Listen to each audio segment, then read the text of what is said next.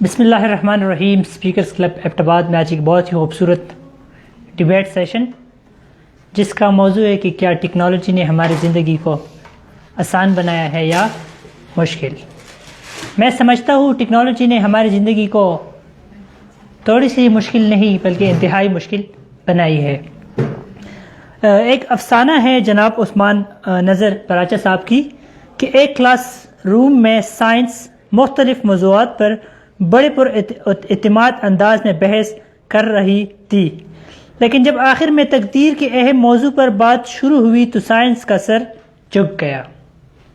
وہ بے بسی ہو گئی اور دروازے کی طرف سائنس چل پڑی. کسی نے کہا کچھ جواب تو دو، تو سائنس نے جھکے سر کے ساتھ شہادت کی انگلی اوپر آسمان کی طرف اشارہ کیا اور کلاس سے باہر چلی گئی. اب سوال یہ اٹھتا ہے کہ ٹیکنالوجی نے ہماری زندگی کو مشکل کیسے بنایا ہے. سب سے پہلے تو جو سوال کیا گیا ہے کہ کیا آپ بغیر ٹیکنالوجی کے 2 مہینے زندگی گزار سکتے ہیں. 2 مہینے تو کچھ بھی نہیں ہے، وہ تو ہمارے دائیں ہاتھ کا کھیل ہے. جی ہم ٹیکنالوجی کے بغیر کے آلریڈی میں یہ ایکسپیرینس کر چکا ہوں. 2 مہینوں کا نہیں لیکن 36 ڈیز کمپلیٹلی جتنی بھی ٹیکنالوجی ہے، موبائل ہے، کنٹیکٹس ہے، سب آف کر کے میں سائٹ پر، بلکہ اپنی والدے کو میں نے موبائل دیا تھا کہ یہ آپ لے، اور 36 ڈیز کے لیے میں نے یہ ایکسپیرینس کیا تھا. لائٹ بلب نہیں یوز کیا؟ میں موبائل کی بات کر رہا ہوں.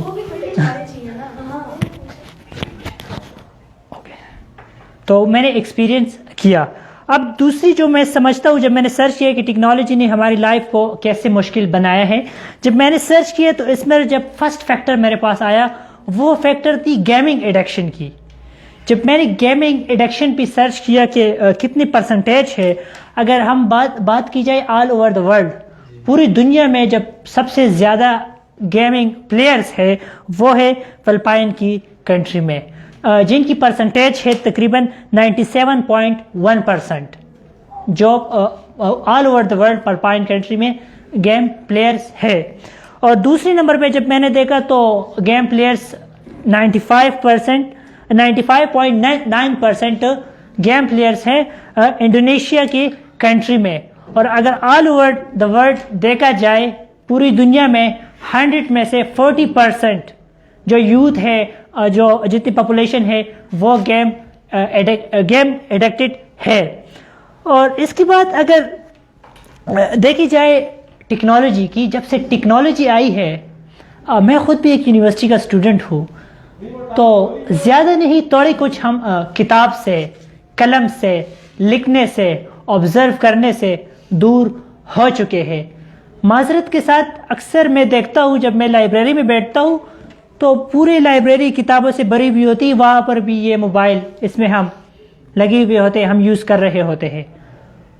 تیسری پوائنٹ، ٹیکنالوجی جب سے آئی ہے نیچر سے، ریئل ورلڈ سے، حقیقت سے ہم ذرا دور جا چکے ہیں.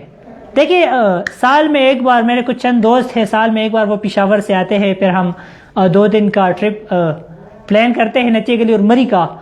وہاں بھی اکثر جب ہم فیملی ٹرپ پلان کرتے ہیں، وہاں بھی جب ہم جاتے ہیں تو وہاں پر روم میں ہم بیٹھتے ہیں، چاہے ہم واک کر رہے ہوتے ہیں، چاہے ہم چائے پی رہے ہوتے ہیں، ہم انجوائے کے ساتھ ساتھ پھر بھی ہم اس موبائل میں لگے ہوئے ہوتے ہیں، جس کی وجہ سے ہم اپنے سال میں وہ ایک بار جو ٹرپ ہم بناتے ہیں، جو پلان ہم کرتے ہیں، اس میں بھی ڈسٹربنس کریٹ ہو جاتی ہے. اور اس کے علاوہ جب میں نے سرچ کیا آپ سب کی انفارمیشن کے لیے کہ ان پاکستان 3 قسم کے سافٹ ویئرس ہیں، ایک ہے اینڈرائڈ، ایک ہے آئی فون iOS اور ایک ہے KAIOS. جب میں نے سرچ کیا پاکستان میں اینڈرائڈ فون کے یوزرز کتنے ہیں تو مجھے معلوم ہوا کہ پاکستان میں اینڈرائڈ موبائل یوز کرنے کی یوزرز 95.37% ہے.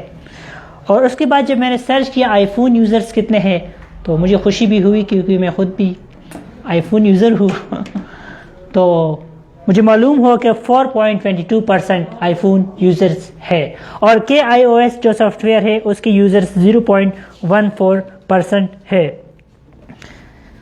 اور جیسے ہی ٹیکنالوجی وجود میں آتی ہے، جیسے کہ میرے گینس ٹیم نے بات کی کہ ہم ارننگ کر رہے ہیں ٹیکنالوجی سے، مختلف پلیٹ فارم سے، تو جیسے ٹیکنالوجی وجود میں آتی ہے اس کے ساتھ ساتھ ایک اور ٹرم اسکیم بھی وجود میں آ جاتی ہے۔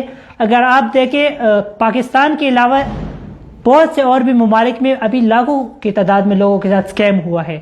لوگ انویسٹ کرتے ہیں ڈالرز کے لیے۔ میری فیملی میں میری والدہ نے تقریباً 92,000 انویسٹ کیے، اور اس کی جو شرط یہ تھی کہ 40 ڈیز بعد آپ کو 92,000، پھر 40 ڈیز بعد آپ کو 92,000۔ لیکن جب میری والدہ نے 92,000 انویسٹ کیے، کچھ چند دن بعد پہ پتہ چلا کہ وہ 92,000 جو ہے معذرت کے ساتھ اڑ گئے ہیں۔ سو دس از آل فرام مائی سائڈ۔ اور ایک سوال میرا اگینسٹ ٹیم سے ہے کہ آپ کہہ رہے ہیں کہ ٹیکنالوجی کے بیس پر ہم ارننگ کر رہے ہیں۔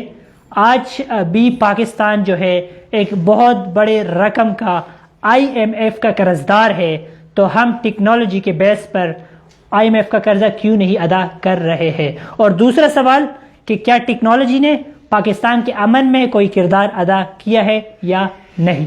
آپ سب کے سماعتوں کا بہت بہت شکریہ۔